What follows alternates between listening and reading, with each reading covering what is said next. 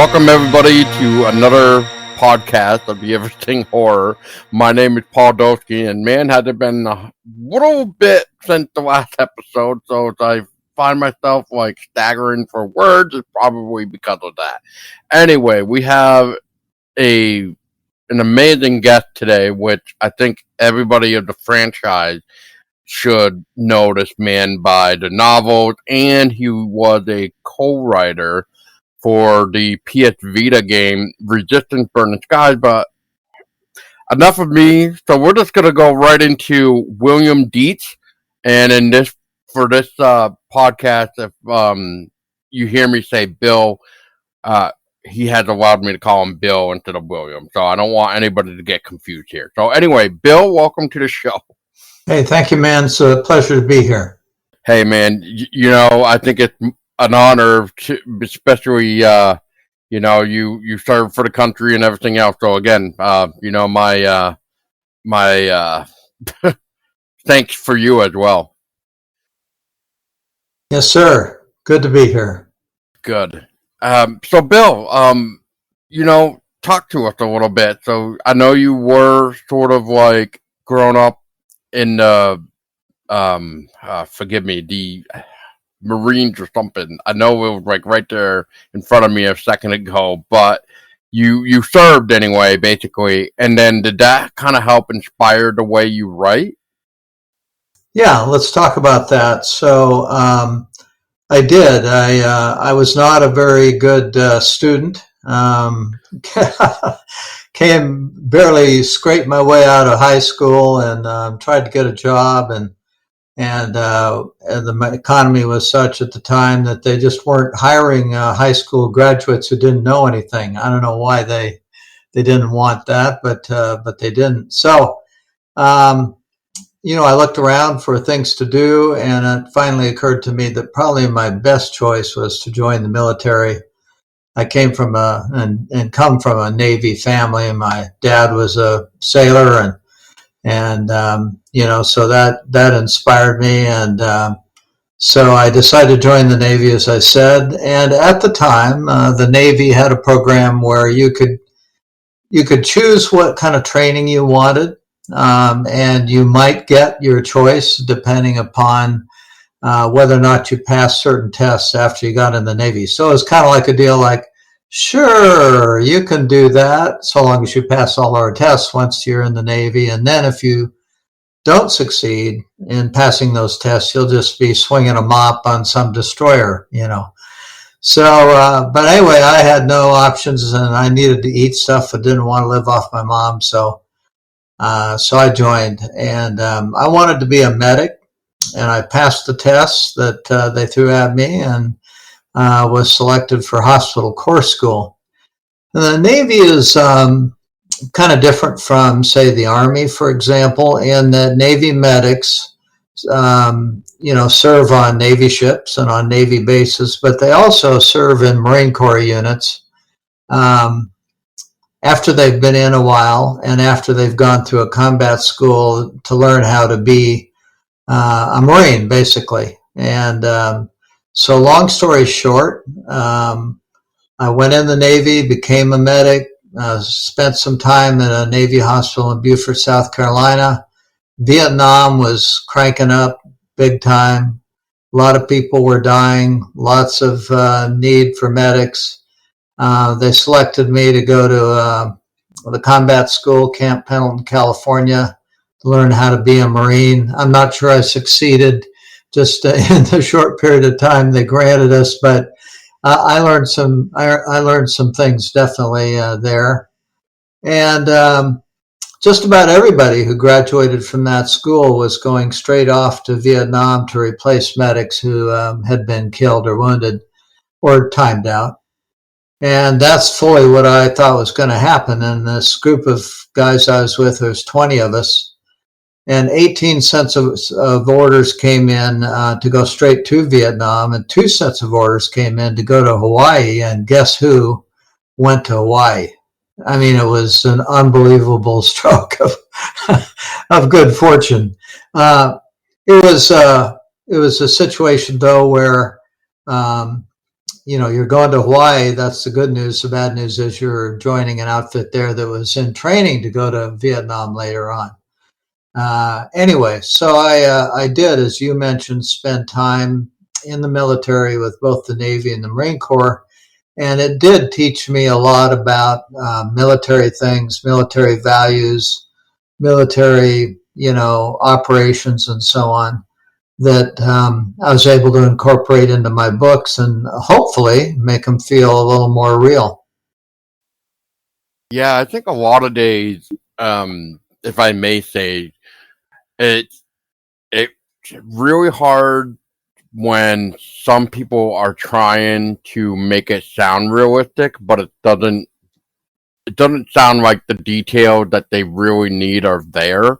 So, like, with you having to be in the service, really, like between the Navy and the Marine and all the tests that you had to do, like you were just mentioning, like right there, that's a good background to have all the key ideas of what you would need into the book to really expand on the atmosphere of whatever the story that you're trying to tell.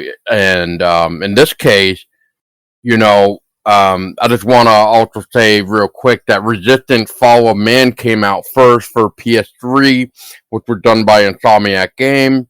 I just want to quickly remind people that Resistance Fall of Man, on the back of PS3, it says, "There is no defense, there's no cure. Each of our casualties just increases their numbers. Russia went dark over a year ago. Europe fell weeks later.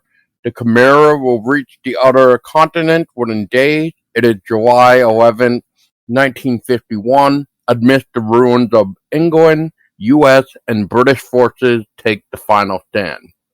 And so I don't get lost too here. Um, just so that way it helps, I guess, clarify some things. So Resistance Fall of Man came out around the debut of PS3, which was November of 2006, I believe. And then it came out later on to other continents in 2007. So anyway, the reason why I'm bringing this up is because Bill here, or William, depending on how you would like to recognize him, because of Bill's William fine. being the author. Well, I'm just talking to like the Sure. listener for a minute, but yeah, like you know him under his pen name, I guess I'll just say as William, and he wrote the very first book for Resistance: The Gathering Storm. So I guess Bill, in this case, you know, we're talking almost like 2.5 years later since the first game, and then you ended up telling the tale of Resistance: The Gathering Storm, which is basically Nathan Hale's journey into the original mission of the Chimera. So I guess, and I know it's been a while, so I guess kind of talk to us about the process and everything else that went on. Okay, good. Well, first of all, let's talk about the big picture and at that time what was going on in the industry. Um, as games came out back then, there was a interest on the part of intellectual property owners, IP owners, like Insomniac Games and so on, to build out their franchise, their income, their penetration of the market by creating books that were based on the games. So let's just for a second take a moment and let me explain that there's kind of two kinds of tie-in books at that time. There were books that were actually renditions of the game called novelizations, where you're just creating a novel from a game. And a good example of that would be Halo the Flood, which I wrote, and wrote actually prior to Resistance: The Gathering Storm. That's a case where you sit down as a writer and you play the game over and over and over again. You take a lot of notes and you gather all the materials you possibly can to work with. And then you try to replicate the game only in print form. So that's a novelization. Then, there's there's tie-in novels which are different. They're based on the universe, but they're not the game. They're different from the game.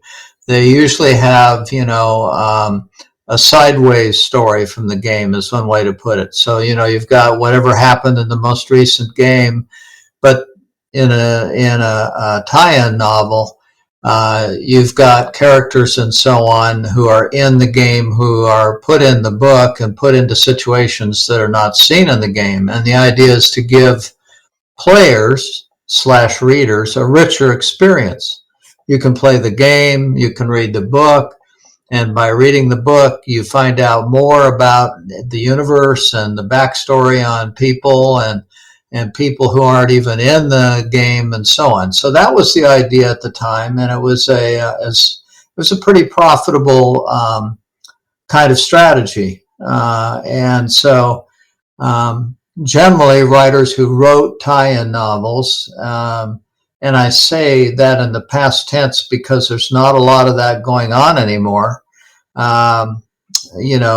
Generally, they were people who had a proven capacity to do that kind of work. For example, I don't know for sure what went on in the discussions that led up to me being offered the job to write books in the resistance world, but I assume it had something to do with my success at writing Halo: The Flood for the whole Halo franchise.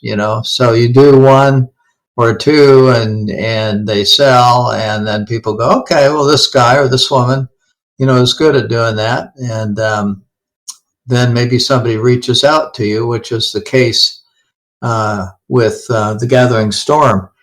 And typically, I would also say to anybody who's interested in writing and writing this kind of book, generally you can't chase them, you can't find them, you can't write a book and then become a tie-in writer. Generally, they approach you through your agent or whatever. So that made it a very small community of people who did that kind of work. These days, apparently, profitability of writing and having that kind of book has dropped off because I just don't see any in the market anymore. And for that matter, I don't see a lot of new first-person shooters that kind of generate that kind of story either. Yeah, that's a good point. Yeah. I'm trying to even think of an example, but I honestly cannot. I don't think. I mean, actually, you know what? I don't think I've ever seen one yet. I mean, why haven't we got like a novel for like, I don't know, Killing Floor? That would be fun. Yeah. I mean, I think there's lots of games that where that hasn't been done, and it must be financial. The reason it's got to be that they don't sell. Yeah, or with a game like Killing Floor, I don't really know if there's really a per se a story because I mean, if anything, it well, I don't want to say that. I mean, they did add some new enemies in Killing Floor 2, but what do I want to say? It doesn't seem like there is some sort of storyline. It's just you just go and shoot and get to the boss, and then it's over with. Repeat, Yeah. Well, that sounds like I mean, I'm sure you're right about that. But sometimes it's the task of the writer, a tie-in writer, to create a story, and that's usually the case. I mean, when they come to you, as they came to me, they say, we want a book, we want it to be, after this game, but before this other game, it's going to bridge these two games. And so go ahead, Bill, create the book, create a proposal outline, submit it to us, and we'll take a look at it, and if we like it, we'll approve it, and if not, we'll help you work on it and get it to where we want. If you'd like, I'll talk a little bit about that process. Yeah, I'd love to hear it. All right. So, as I just indicated, the way that it generally worked is they'd say, we want a tie-in novel. They'd give you something like a time frame, and you would, put together your notion of what the book could look like and so on. That would be submitted to a producer who and the editor of the publishing company that's going to publish the game, or publish the book. So right away, you've got a couple of people there at least, and probably more, that are going to look at your proposal and decide whether or not it's going to make the cut. But also, in the background, you've got this whole team of creative people at the gaming company. It's an amazing scene. I've had the good fortune of visiting these studios and being there for a day or two with the team and so on. And these are dark rooms filled with toys, filled with people that, shall we say, dress in interesting ways. A lot of wild hair, people sitting in the dark. You kind of hear the murmur of, you know, uh, games being played and everything going on.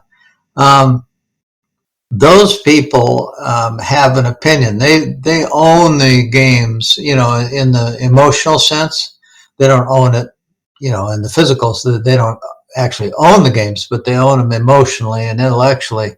So they take everything that the tie-in writer wants to do very personally, and they have strong opinions about whether or not it's the storyline that somebody like myself has developed, whether that they like it or whether it's believable or whatever. And then, of course, you as a writer, you're going, believable? What the hell are we talking about? Believable? This is a completely fictitious game and a fictitious book. But no, they're living this day to day. So to them, this is very real, and you don't want to violate certain things. And they have strong held opinions about characters. And so you write that Nathan Hale, one of the characters, the main character in the Resistance books, Nathan Hale is going to do X, Y, Z, and they go, no, he'd never do that. Never. And the big argument will start, and pretty soon the producer and different people have to get involved, and they have to say, well, we are doing a book here, and yeah, Nathan Hale would do that, and blah blah, and so Bill can do that. And so there's a lot of politics to it, a lot of teamwork to it. You need to be very patient. You need to listen, and you need to cultivate those people, but you also need to stand up for yourself and stick to your guns, pun intended, and in order to get the story written. So it's kind of a team thing. And I mentioned earlier that I would be usually given the opportunity to visit with the team, maybe at the front end, to begin to establish a rapport. And at the time when I started really doing a lot of that work, I was well into my 60s. So I'd come strolling into this room. Everybody's like 18 and a half years old, and they go, what is this? Who invited daddy to this, Oh boy. grandpa, what's this guy about? And then they'd be told he's going to write this book, and their eyes would get big, and they'd go, they're just thinking, what? How could this be? So you had at least I found that there was typically a credibility gap that had to be closed. That no, I can play the game as well as a lot of you can, and not only that, but I can do something more. I can put together this book that people want to read, but it takes some proving to do that. Indeed.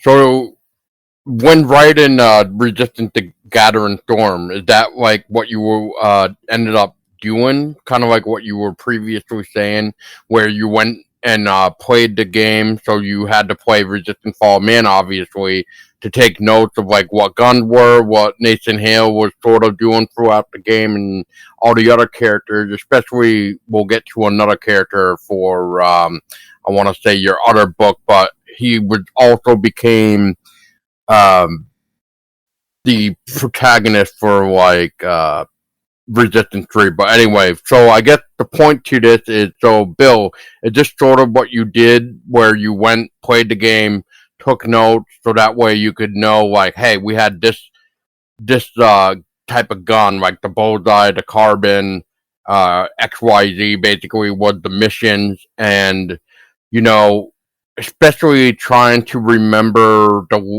Weepers, Chimera, and all these other type of All weird, right. yeah. So that sort of like what you had to do for the Gathering Storm. Yeah, let me hold this up. I see if people can see it. Is that right side up for you and Yep, readable? It's backwards for me as I look up there at the screen. Do you see that? I do. Okay. So yeah, basically it was a combination of things where you would receive lots of materials. Boxes would come in the mail, and they'd be full of notes, pictures, all kinds of things, CDs with material on them, and you would of course have to absorb all of that. But yeah, you had to play the game through and play it through a lot of times and be reasonably good at it in order to get a feel for it and to understand it. And so you're correct. Both of those things were very important to getting it together. And some of this, like you were talking about weapons, that's the kind of thing where often they would give you a list. Here's a list of the weapons, and kind of what they would do, and so on. And so that kind of thing was often available to you. Sideways from our discussion, I wrote tie-in novels for Dark Forces Star Wars games, and let me tell you, talk about boxes of material coming. It was because they had this whole universe of different books sideways from yours, which they wanted you to understand and be, all these characters, literally hundreds of them in the Star Wars franchise, and you were or were not allowed to use them in whatever book you were writing, depending on the timeline and where those characters were supposed to be at that point in the Dark Forces games. And man, it was complicated. Yeah, yeah. Star Wars is sort of a headache nowadays, isn't it? Yeah, well, it gives. I mean, it makes me unhappy because of the fact that they aren't making, some great movies, which they could be. I mean, CGI's getting better and better and better, and there's an opportunity here to just be at least releasing one really good Star Wars movie every year, and these slackers aren't doing anything with it. It's just amazing and sad. Well, um, hmm. Well, I guess we can always blame the mouse, I guess, right? I think so. I don't know who else we would blame. I mean, they Me have it either. sitting there. It's just right there in their hands, and they're not doing it. I mean, I know it would. I mean, if Dune 2 can be successful, there's no reason Star Wars 87 can't be successful. So, You got a point. You got a point. Yeah, Star Wars has not really been doing too well the last few movies, last that I knew. I haven't seen them because I kind of got dropped off the whole Star Wars thing. But Mandalorian. uh, I heard that wasn't bad, but I think that might have been the one where I heard like the way they ended it, it was okay-ish. So I don't just know. okay, huh? Yeah, I haven't seen that, so Yeah, I can't can't comment on comment. that. Yeah. Yeah, I can't either. But is there a favorite part in the Gathering Storm build that you remember writing about Nathan Hale's like journey at all? It's been a long time. So we're talking about, I think, 2008 or 9 for Gathering Storm, and something like 2011 on Resistance, A Hole in the Sky. So that's a long time. I can't just say, page 156, there's this great scene with Nathan Hale doing whatever. But, I can say that the type of scene and the type of thing that I enjoyed so much about the books were, the scenes that had to do with um, the moral problems that people found themselves in. I mean, not just the struggle and the fighting and everything, but the sacrifices that had to be made by people, the losses, the friendships, the relationships between characters. I mean, I thought those were very strong elements. I thought the books, and of course, I'm biased, obviously, but I thought the books, were pretty strong in all of those areas, that they weren't just shoot 'em up after shoot 'em up, but there was certainly plenty of that. Um, so, Yeah, well, to touch on that, Bill, I will say a lot of people will probably agree with me when they say that because of your book, it helped answer a lot of questions that the game gave us, and you ended up answering them for us because of your book. So I think we can all that's appreciate. that's a good observation. I mean, that when I would start a project, one of the books, that's exactly the kind of thing I would look for. I saw that as an opportunity. I would say, well, this particular character is here on the scene, and where did they come from? What did they do? Why are they here? What did they do before this? And maybe what are they going to do after this? And so that was always, like I say, a chance to do something fun. And then the problem came sometimes of selling it to the team, but more often than not, I was able to do that. Right? Yeah. Once again, you kind of gave us like another point that I'll probably try if I remember come back to, but um.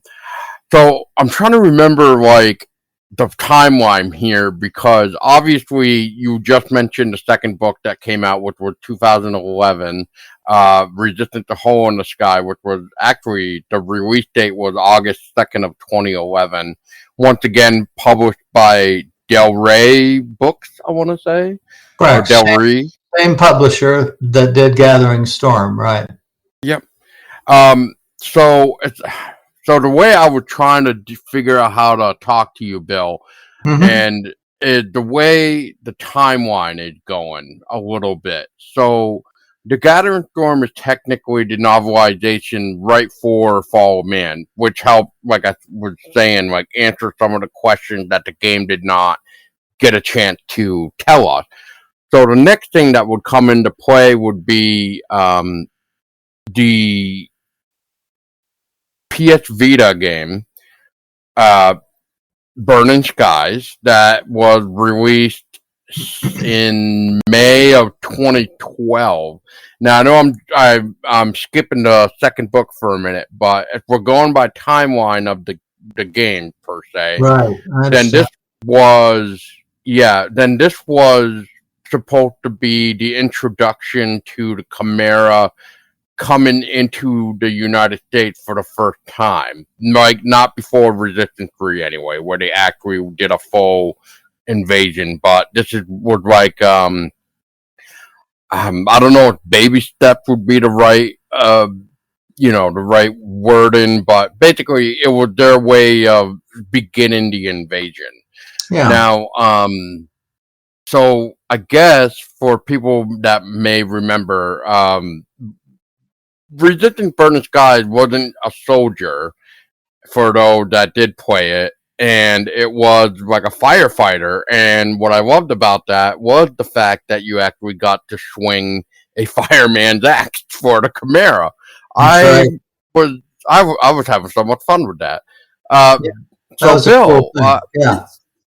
so you were telling me through our chat that you were also the co-writer. Somehow I missed that on your website when I was like digging for you. But I mean, so Once again, we're talking like almost 12 years ago, Bill. So my apologies here. So, what part of the co-writing, especially for the game, were you part of? Because I mean, Well, uh, there was just yeah. two writers for the game, me and a guy named Mike Bates. And Mike, had a background in gaming and writing games. And he was co-located with the team of developers and you know uh, uh, technical people creating the games. And so it wasn't. It was just a deal where, based on my performance writing the two previous books, Sony said, "Hey, this guy has done well, and he comes up with stuff, and he can fit in, and so on." And then the rest of the teams know him, so they chose me as one or two people to write the game. Co-writing anything, co-writing a game, co-writing a book, these are always um, challenging things, because you got two people coming together, and it can either be it can be a synergy, or it can be a fight. And I would say with Mike, it was more synergy than fight, but there were times where we disagreed, and we had to work out which way it was going to go. And then we had kind of like a common deal, and that was, as the writers, it was our job to create the structure for the game that they were actually going to put everything together and make it happen. And you had to sell your ideas to the game producer, to the executive who's really in charge of the whole game, and the top people in the team. You had to get their buy-in, obviously, to proceed. So there was a constant, and this isn't like a criticism, this is just a natural part of the process. There's a constant tension there. And, I was not co-located with the team. I was working from home. Mike was co-located with the team, so he had the advantage of being there face to face. And we had to work, all of this together, and work it out and get to a plot. And we would pitch things constantly. Mike and I would come together, decide what we like, get a single voice, then pitch it, and be turned down, and pitch it and be turned down, and pitch it and finally succeed. And, and so the good news is about that kind of process is that, a lot of ideas churn and come to the surface and eventually, hopefully, gel. But it also means that a lot of ideas are compromised. The clarity that might go with a single author, a single writer, a single producer, whatever. Some of that is lost because of just the compromises that everybody's making to get along. So that process it's kind of a jungle out there, and that's what Mike and I had to deal with.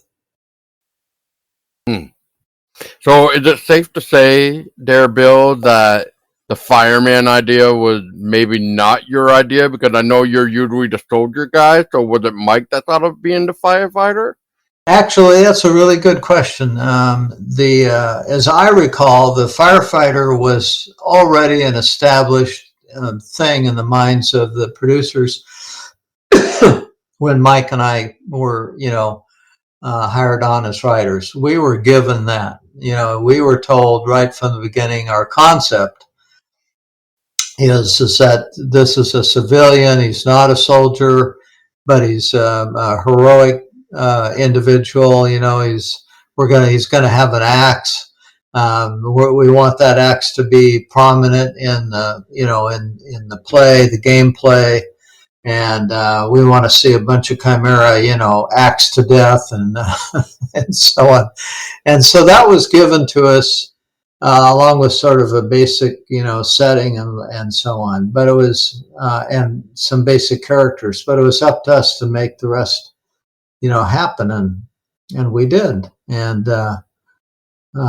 so there you go. I guess since we don't have the other writer with us, I'm just trying to think here how to make this question work. But so, was there stuff that you and Mike were trying to possibly like add to the game that could not work? Because again, it kind of goes back to like you were just saying, he's just like a normal Jesus, uh, civilian. There we go, and it's rather than like a soldier who already had like the quote the basic training type attitude to defend the country type of thing. Where now as it's a firefighter, where man, it's been a few years since I played Burning Skies. So you're basically just trying to be like that the hero of the I'm just gonna say the city because I can't remember too much of it anymore. Right. Well, yes, in answer to your initial question. For example, I do remember this. There was a female character, and her name escapes me at the moment, but she was a very strong female character, very competent. Both Mike and I liked that. We liked the way she played. There was, in Mike and I's minds, I believe, there was an instant attraction between her and the firefighter. And we felt, we wanted to advance that relationship. We wanted to develop it, and we wanted to, have them be, in love with each other, frankly. And we thought that it was possible to do that in a game, and that it didn't always have to be that, the female character gets killed or the female character, you know, disappears so that they can bring in another female character later on and, in some future game or whatever. And we saw opportunities there, and even what we thought was a need for this relationship to advance the game in a way that makes sense. And part of that was driven by think about what firefighters do. And this is what Mike and I would talk to each other about. Firefighters rescue people, they save people. And so, we wanted to advance that, but you can only save her so many times, before that becomes just ridiculous, So it had to get bigger than that, and not just get stalled on him always, coming to rescue her. Plus, we didn't want to have a female character that needed to be rescued all the time. We felt that was very retro, and that a lot of our female players and everything would prefer to have a woman to identify with that was capable of doing a lot of things on her own and wasn't dependent on this firefighter to always do things for her. So, I think we lost more of those battles than we won, frankly. But the game still works, I think. Yeah, and to answer your question here, so the main protagonist's name, I believe, was Tom Riley, and I believe that's right. The female character that I believe you're having problem remembering is, I believe it's Ellie Martinez, or I might be pronouncing the last name wrong. Martinez or something. Yeah.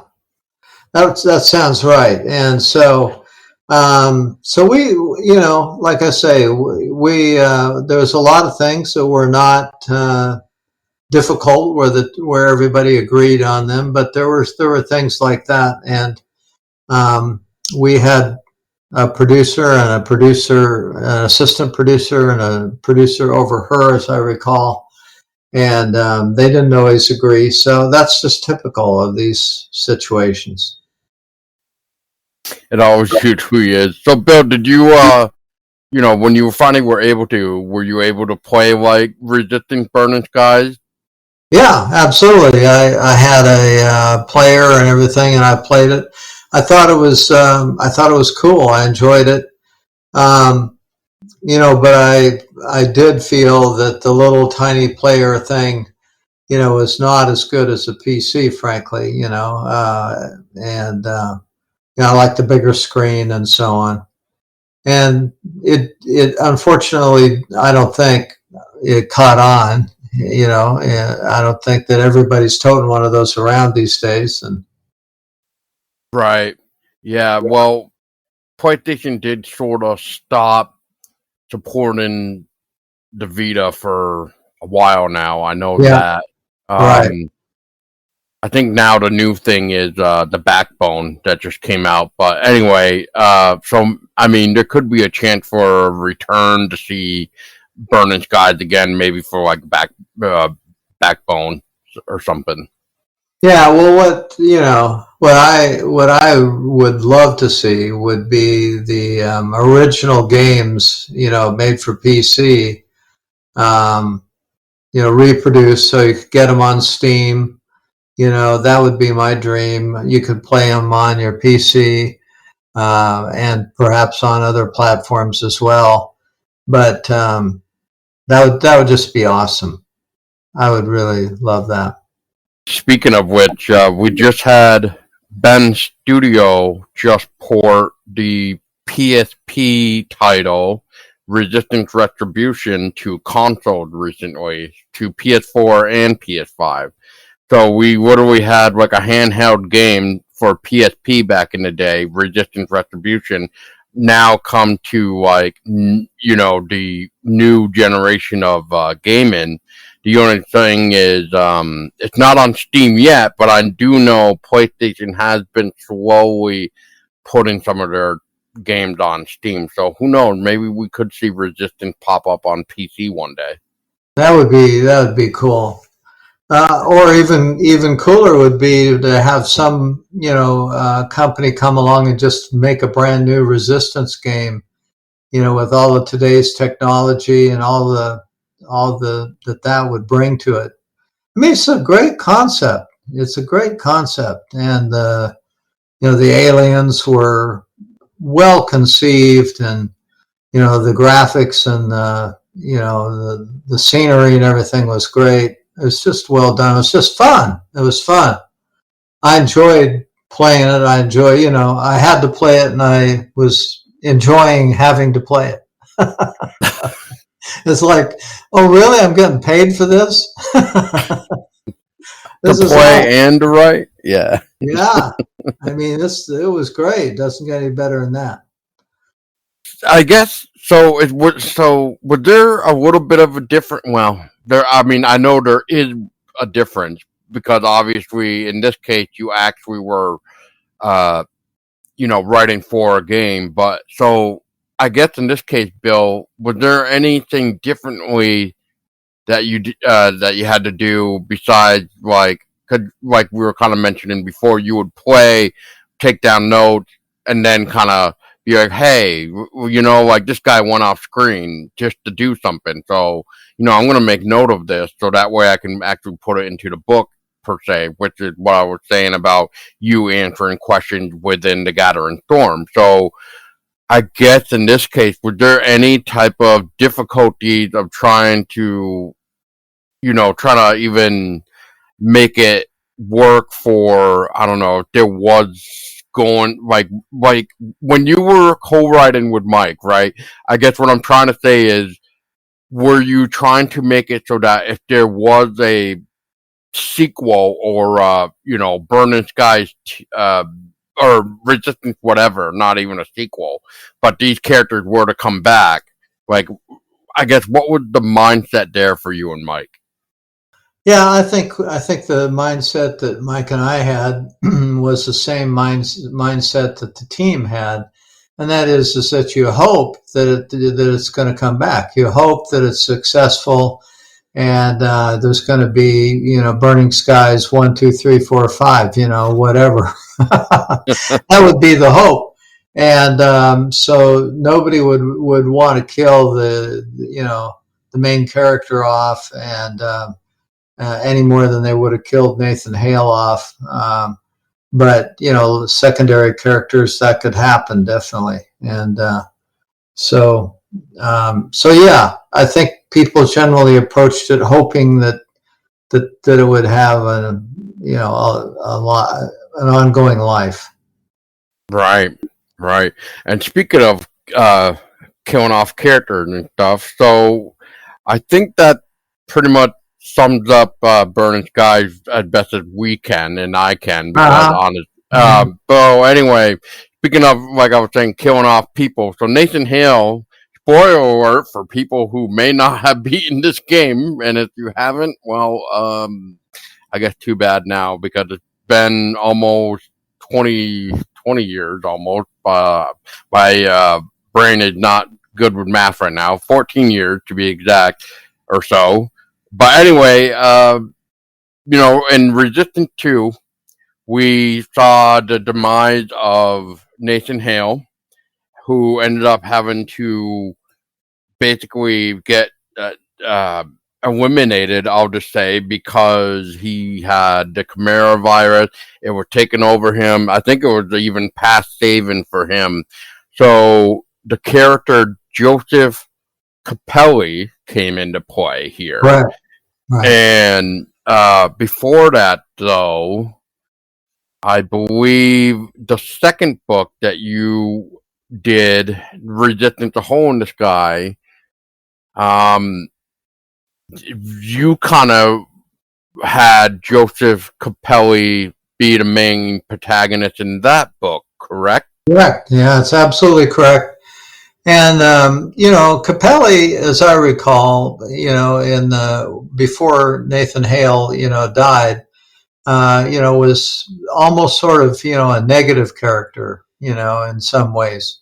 But I chose to and got approval to write a book around him and his background and all of that. And I felt like it worked. As I recall, he had a cool pet dog, um, which I enjoyed writing. But yeah, no, you're right about Nathan Hale and so on. And that was actually I thought that was a good thing. That was a great example of that wasn't a decision I made. That was a decision that the team made, and so on. And I thought it made sense. Right. So, I mean, so Resistance to Hole in the Sky is basically the prequel, or yeah, prequel Yeah, to it's not, it's this is remember we talked about this whole deal of yeah, whether something is a novelization or whether it's sideways from the main game. I'd yep, say it was more like sideways. It was more like running parallel to the main universe and game stream of things, consistent with it, building on it, maybe, exploring it more thoroughly, but not driving, a main plot like the Nathan Hale stuff was. right, right. Well, Joseph did get a honorable no, sorry, that was Nathan Hale. That was oh no, it was Joseph Capelli. Okay, I was right. Yeah, so he was dishonorably discharged is what I'm trying to say here. Right. Um so because I'm assuming it was because he's the one that took out Nathan Hale, but um anyway, so he ended up becoming what they called like a hired runner. So I guess I mean from there, um, Bill. So did you like for this book for the prequel? Did you reach out to them, or did they reach back out to you to kind of No, uh, as I was sort of indicating before, you don't have the power even as a writer who's written in a universe before. You're not allowed to just come in and say, "Hey, I want to write XYZ book," and like that. It's a down, it's a top down process where they say, we're interested in another book and so on. Have you got any ideas? I don't remember all the particulars of it, but I think that I played some role in the decision to create the notion of what a runner was, and Capelli. It may have been that they suggested Capelli. I honestly don't remember at this point. It's been so long, but I do remember that the book was, again, a good word for it would be, it's an elaboration on the greater game, and the other books. It's building everything out. It's giving it more depth. It's giving it more, kind of searching for the right adjective, but sort of more, it's more granular, more fully realized would be another way to put it. So you can really bury yourself in the whole concept, the whole, property, and maybe the finest example of that ever being done, in my opinion, would be Lucasfilms and Star Wars. I mean, books about every character, cross characters. There's be something going on over here, and a character from that will appear over here in this other book. And, people are, and all of this detail and all of this continuity and so on. It made it very hard to keep track of the Star Wars universe. They had somebody doing just only that. And then later had to build that team out larger. But that was really an example of fully realizing a universe, creating it, and just fully exploiting it. Right. Back before the mouse got it. Well, I guess, Bill, like you just mentioned, it's hard to remember this one, it sounds like. So I guess, I'm trying to figure out if you're going to even be able to answer this one. And that is, so when it came down to A Hole in the Sky, which took place before Resistance 3, obviously, here. So not only did we get Nathaniel Hale's death, and then in Resistance 3, so you had to basically write this book, like, right after the death and right before Resistance 3 starts, or however that works. So I guess, and you were just mentioning before with Star Wars how you had books upon mountains of books. So Right. was there any type of resources that you had going into this book besides possibly giving like Joseph Capelli like a background of who he was? Like, was there any sort of indication of like what you could and couldn't use, or did they tell you like, hey, this is how we're starting the game of Resistance 3, where you can maybe sort of have A Hole in the Sky kind of, smooth, do like a smooth move into the beginning of Resistance 3, I guess. Well, it was a team effort always, and I think that I had guidance from above without a doubt. But I think by that time the relationship with the larger team had evolved, and I had a good relationship with the guy who ran Insomniac. By then, he was a very good writer himself. Had a degree, if I remember, like maybe even a master's degree in English or something.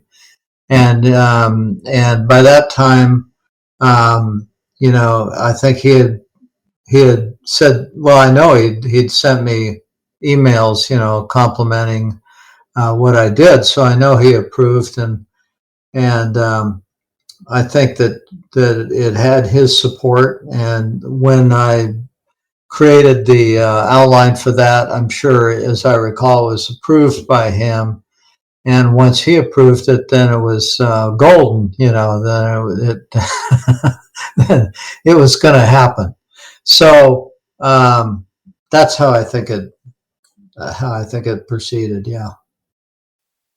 All right. Well, Bill, I mean, we're coming up on your time frame that we had given, but real quick, I guess, like if there was ever a chance to write another book in the Resistance universe, would you jump on board again? Oh, I would sure, you can't for sure say yes because it would depend on a lot of different factors, but probably I'd be very interested. I'd at least want to have that conversation and find out, all about it and so on like that. I did enjoy the books. I thought that they were, and the games too. The games were, I thought, for their time, they were just top notch.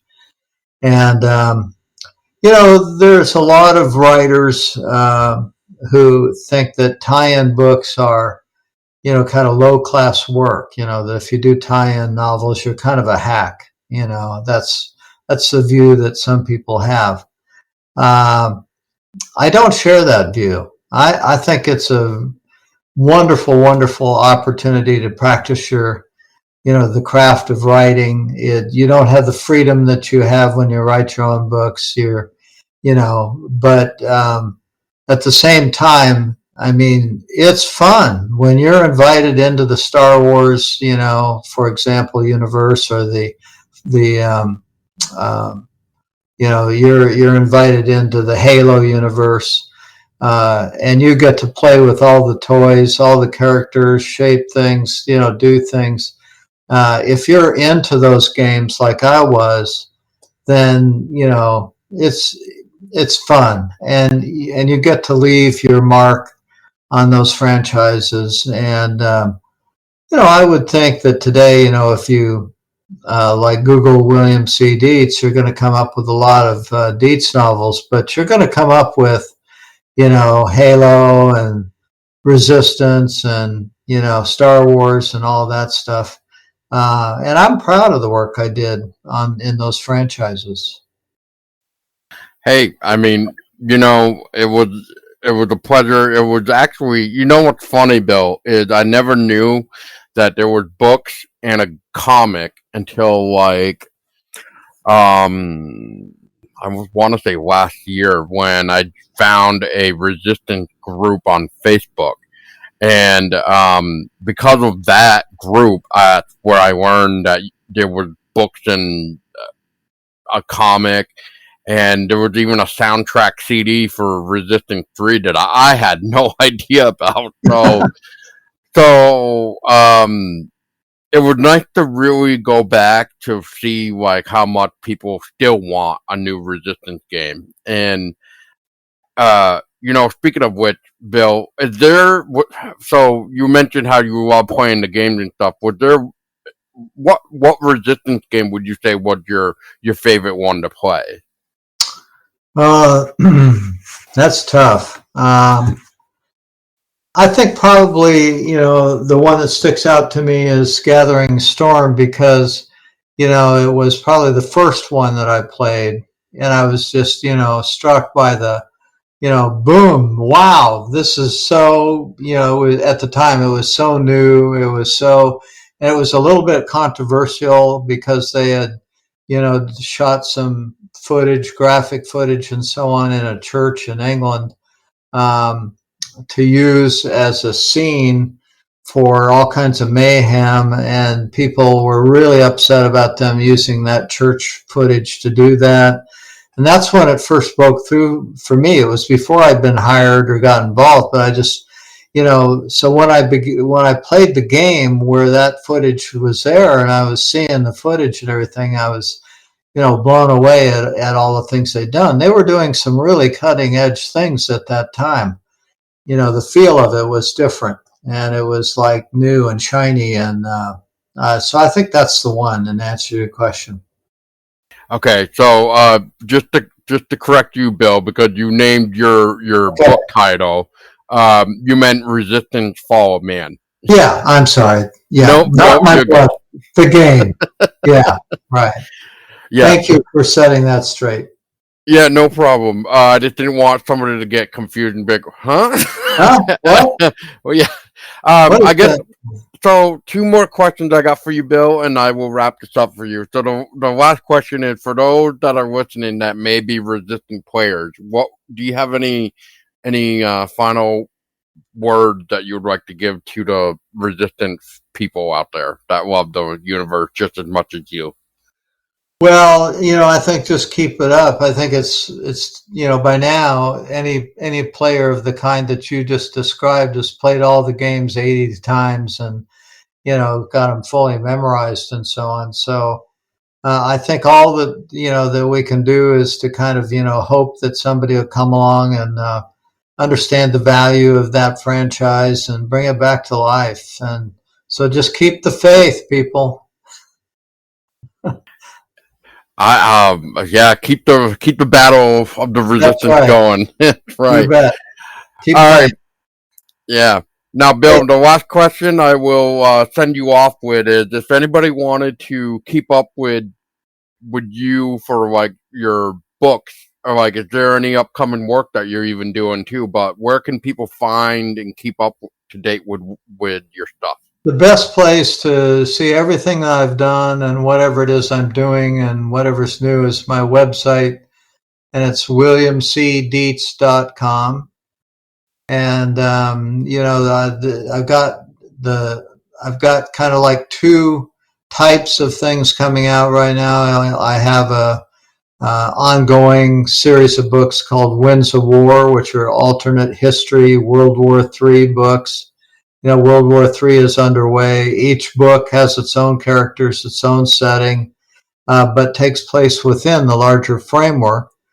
And then, I have also continued to write science fiction books. So, like maybe my best known novel of all time is Legion of the Damned.